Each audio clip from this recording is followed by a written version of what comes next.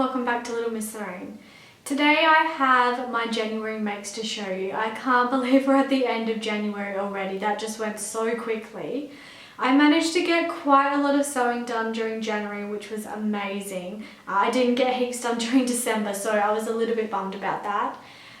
So even though I got quite a few things done this month, I only have two finished things to show you. One of them I can't show you, the one item that I made I can't show you until next month because that is the February Sew My Style project. But you will be able to see that I think next week over on Alex Bartholomew's blog, which is bluebirdfabrics.com or .co.uk. I'll link it down below anyway. So I can't show you that one, but I'm really excited to share that with you. So I've got, two finished things to show you. One sort of in progress. There was one thing that I didn't make, and I've also got some knitting to show you because I've seen quite a few of the girls starting to incorporate their knitting projects into these vlogs, and I think they're such a great idea because they are part of your handmade wardrobe, and I'm trying to get back into knitting, so I think that'll be a good way to keep me motivated to do it. So I hope you enjoy seeing them. Please bear with, the first thing I'm going to show you is my toaster sweater, but it is, I think it's 31 or 32 here today. It's actually Australia Day, but I have so much stuff to do. I'm Kenneth's working anyway, so I thought it would be a good opportunity to get things done. So I am dying a little bit in this jumper, but I can't wait to show that to you either. So let's jump on into the video.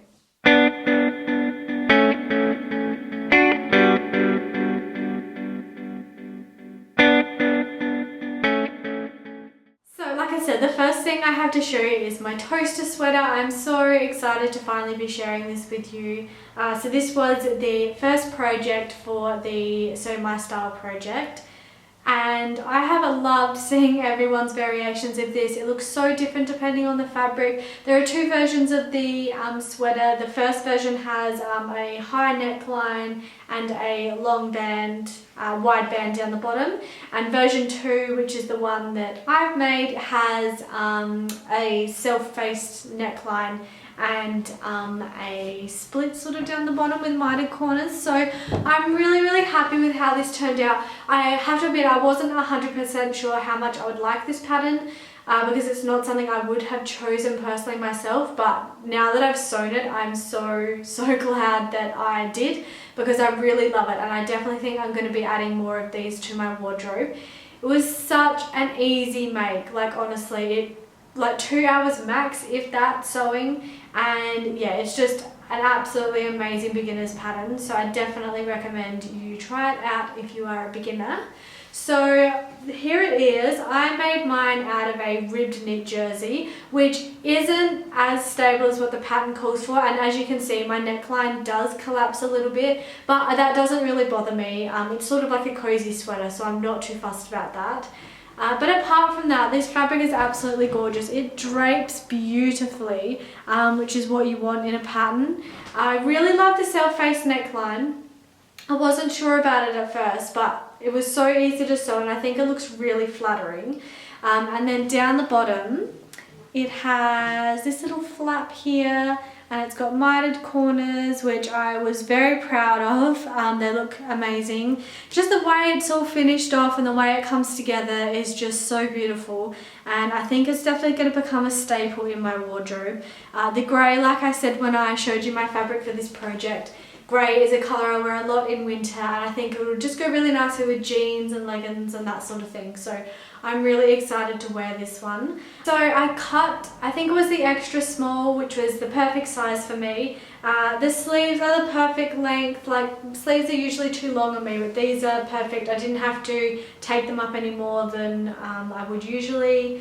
And the length of it, so a lot of people think that this one is too short, and they often add a couple of inches onto the bottom, but like I said when I was introducing this project to you at the beginning of January, I am really short, like I'm 5'1", so, and I also have a really short waist, so I'm not very big here, so the length you can see is just absolutely perfect.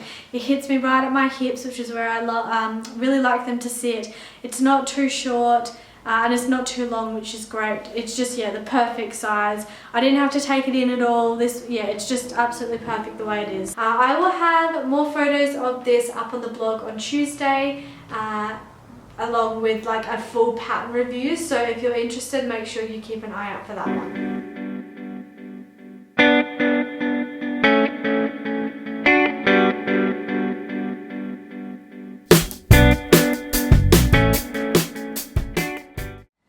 So the next thing I have to show you is probably my favourite make of the month, and I actually only finished it this morning. I do have a couple of things to do. I still need to hem it and I need to add on the belt loops, but I am so in love with this dress. It is the Katarina dress from Seamwork magazine. I had kind of gone off Seamwork magazine patterns because I'd had a problem with a couple of them. But this pattern was just absolutely gorgeous. I didn't have to do any alterations to it. It just fits me perfectly, and I love the way it was constructed. It was such an easy make. So it is actually supposed to be a midi dress, but as I said when I was introducing this pattern in January, I am quite short again, so I don't like the midi style on me. I feel like it cuts my legs off and makes me look even shorter. So you'll see in the full length clip that I've actually done a dipped hem, so it's higher at the front and lower at the back, which I find really flattering for me, and I absolutely love it. I think it looks gorgeous. I really wanted to finish it today because I want to wear it to my cousin's engagement party on Saturday. It is absolutely beautiful. This fabric, I was actually thinking about making it out of a black fabric, like I said earlier, but I'm so glad I chose this floral. It's a voile. It's not like, you know, the nicest fabric. It's beautiful, but it's, yeah, it's not like heaps soft or anything, but it works really well with this dress and I absolutely love it. I think it was $10 a meter, so really cheap. So it has front bust darts. It actually is supposed to have adjustable straps, but I just didn't have time to wait for the bits to come because Spotlight don't really have good bra making supplies, and you need the bra adjusters to make this top. And I knew that if I ordered them online, I wouldn't be able to get it before the weekend. So I just did the straps to my size, which I think is fine anyway, because realistically I'm not going to change them anyway. So it's got the thin straps, the sort of V-neck front. Then it has this absolutely stunning cinched in waist. So it's a gathered skirt, and then you add elastic in there to bring it in even more. And then it also has a tie that you make as well that really cinches it in. So I absolutely love that. And like I said, in the full length clip, you'll see the high-low hem. I love this dress, and I definitely want to add more into my wardrobe. I think you could make it quite dressy and also really casual, so I wouldn't mind adding just a few like sort of weekend dresses into my wardrobe, and I think this will be the perfect pattern. In regards to the actual pattern itself, it was 42 pages long, but once you stick that together, really there's only maybe 4 or 5 pattern pieces, which are really easy. It has a facing on the inside, which is really beautiful the way it's all finished off. And I French seamed all the seams. So one of my goals this year for my sewing is to finish off my garments really nicely. You know, just go that extra mile to really make them look that little bit more professional. So French seams, I want to try like the bias bound seams. I think they look absolutely gorgeous. So I have purchased a little bias foot and some bias making kit supplies as well. So I'm really excited to give them a go. So yeah, I'm so happy with how this has come up, and I cannot wait to wear it on Saturday. So what didn't I get to this month? I actually did make an Ogden cami, which has very similar construction to this dress, to the top of this dress actually. It's pretty well exactly the same, apart from the bust darts. So I made it out of the white fabric, not really thinking about how see-through it was going to be, and that fabric was a bit slippery too, so it was quite difficult to work with. So it just didn't turn out that great, and also it was ridiculously see-through, so you could see where the facing finished and then you could see my stomach. So that was a no-go. I just had to let that one go and chuck that in the bin because there's just no way I could save it, and yeah, it just wasn't made very well because the fabric was really stretchy. With this, you do you understitch it here, and that can be a little bit difficult with something like this because you can't get right up into like all of these areas.